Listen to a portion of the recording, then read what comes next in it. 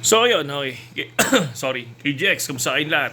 At okay, dami nagtatanong about Gainers trade strategy. Ano ba yung ginagawa natin dito? Okay? So, mapapansin nyo kasi no, sa Bitonix, sa BitGet, no, lalo na sa BitGet, makikita ninyo yung gainers, no? So, yun yung mga lumilipad na token, yung mga nakikita nyo sa crypto bubbles, di ba? So ngayon, ang ginagawa ko doon mga kapatid, syempre, dami kong ginawang study na paano ba maging profitable dito, paano ba padaliin yung trading for me. Okay? So, ang ginawa ko, una, nagtitrade ako. So, lagi akong sunog kasi nga lumilipad, tapos sinasabayan ko ng trade. So, minsan times 20, times 25, yung leverage, sunog lagi, di ba? So, natutunan ko dun sa daming sunog, no? Sa daming sunog from October to November. Okay? May key pala to. Okay? Sabi ko, pag lumipad ng 40%, yun yung umpisa. Yun yung key. Hihintay mo lang, no? Hayaan mo lang sila. So, hayaan mong maglagalag ka muna dyan. Maglakad-lakad ka muna dyan. Di ba? Mag-gym ka. Di ba? Mag-walking ka. Eat healthy foods. Hayaan mo muna. Tapos minsan ka lang tumingin. Tapos kapag may nakita ka na lumipad, number 1 is yung gain niya na 40% sa loob ng isang araw. May mga coins, kaya nga may gainers di ba? So, dun sa gainers na yun, makikita mo yung number 1 and number 2. Kapag lumipad yon ng 40%, dun ako nagtatry na mag-short position ng 5 USDT. Okay? Nasa inyo yan. Kasi ako, 5 USDT, ang kaya ko mawala. For example, meron akong 50 USDT. Yun yung puhunan ko. Yung number 1 and number 2 ang tinitingnan ko. Kung sino yung una nag 40% doon, papasok ako ng 5 USDT. Tapos times 3 or times 5 leverage lang ginagawa ko. Ngayon, lumipad ulit. No? Cut loss ka ng 20% to 30%. Okay? So, nag-cut loss ka ng 20% to 30%. Again, after nun, hintayin mo naman yung gain na 60%. Lumilipad yan, minsan hanggang 100%. Pero step by step. 40, 60 to 70. Siyempre, minsan, hindi mo naman nababantayan Minsan, lumipad ng 70, mag-e-entry ako dun.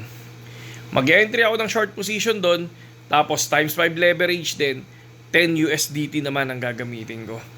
Okay? So ngayon, lumipad ulit. Cut loss ka ulit. So magkano yun? Yung 20% nun. So 200 pesos. Tapos yung isa, 100 pesos. Yung sa 40, nasa 50. So 150. Loss ka 150. And then lumipad ng 80. No? So next step, dapat lumipad ng 80 yun. Kapag hindi lumipad ng 80 yun, hindi na ako nag-e-entry. Pag lumipad ng 80 to 100, dahil hindi mo naman nababantay, minsan, pag check mo, 100 na, mag-entry ulit ako doon ng 20 USDT. Okay? So kasi, pag nag-entry ako doon, minsan doon na pumapasok yung biglang bumabagsak siya sa 100% or sa 80 to 100%. Parang for example, ngayon si Mix, 'di ba? Nag 90%. Bumagsak hanggang 74, 'di ba? So 90 kung naka times 5 ka noon hanggang 74, 'di ba? Ang laking profit. 'Yun yung pinakita ko sa Facebook natin, doon sa KGX Market Watch. So, tingnan niyo 'yon kasi lagi naman ako nagpo-post doon 'di ba? So, 'yun yung ginagawa ko, mga kapatid, 'di ba? 'Yun yung pinaka-strategy na ginagawa ko. So, wala nang iba. Naghahantay lang ako ng 40%, 60 to 70%, 80 to 100%. At swerte kapag nakakita ka ng biglang pumalo ng 200%. 'Di ba? So, yun. Nasa iyan kung paano mo isi-set. 'Di ba? Ako nag-set ako ng 40, 60, 70, 80 to 100. So, pagdating do sa 80 to 100, ang talo ko na niyan kapag lumipad pa. So, magkano? 250. Kapag lumipad pa 'yan, 'di ba? Doon ako mag-entry ulit sa tuktok ulit. Pag entry ko niyan, kunyari 120 to 150. Pag entry ko niyan, pag biglang bagsak niyan, bawi lahat 'yon. So, yun yung ginagawa ko. Hindi siya financial advice, pero ganoon ang ginagawa ko sa gainers trade strategy. Sa bawat trade ko sa isang coin, at kapag lumipad dyan, ang risk ko lang ay nasa 300 pesos. Okay? Pero, kapag biglang bumagsak naman yan, yung 300 pesos na yung bawing-bawi yun, minsan umabot pa ng 1,000, 1,500. Ganun yung nangyayari sa trade sa Gainers Trade. Yun lang mga kapatid, napakasimple lang. Hindi ko kailangan na maraming guhit based sa percentage. Yun yung ginagawa ko. Okay?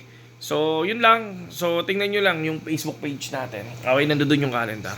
Hindi ko na masasend dito. Ayoko na mag-edit. Okay? Saludo.